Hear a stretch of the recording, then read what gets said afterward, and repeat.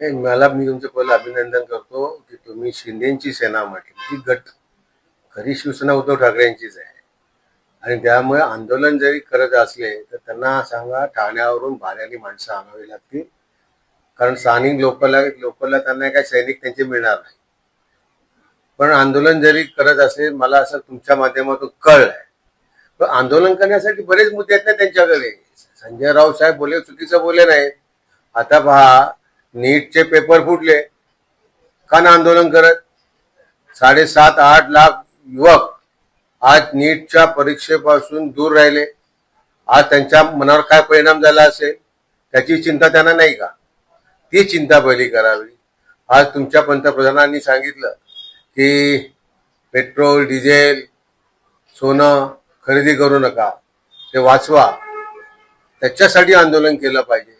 असे अनेक मुद्दे आहेत. शेतकरी आंदोलन करतायत.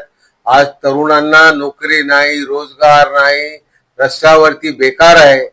मग अशा तरुणांसाठी तुम्ही काहीतरी केलं पाहिजे. संजय राऊत साहेब बोलले ते अत्यंत योग्य बोलले.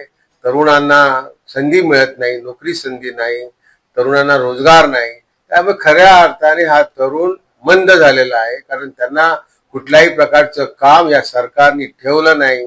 म्हणूनच हे राऊत साहेब जे बोललेले आहेत ते अत्यंत योग्य आहे असं आम्हाला वाटतं. राऊतांच्या पोस्टला पूर्वेश नाईकांनी प्रत्युत्तर दिलं. ते म्हणतात की राऊत साहेब स्वतः भरकटलेले तर राऊत साहेब मंद आहेत. बघा, मला असं वाटतं पूर्वेश सरनाईक भरकटलेले असावे, कारण नरेंद्र मेहतांनी जे काही त्यांच्यावरती आरोप केलेले आहेत त्या आरोपावरती स्वतः पूर्वेश सरनाईक भरकटलेले आहेत.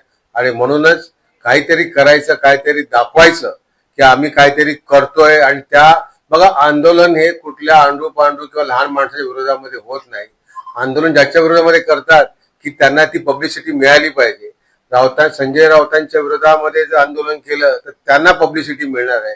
आणि हा फक्त पब्लिसिटी स्टंट आहे, बाकी काही नाही. राऊतांनी माफी मागण्याची त्यांनी मागणी केलेली आहे. राऊत माफी मागणार का?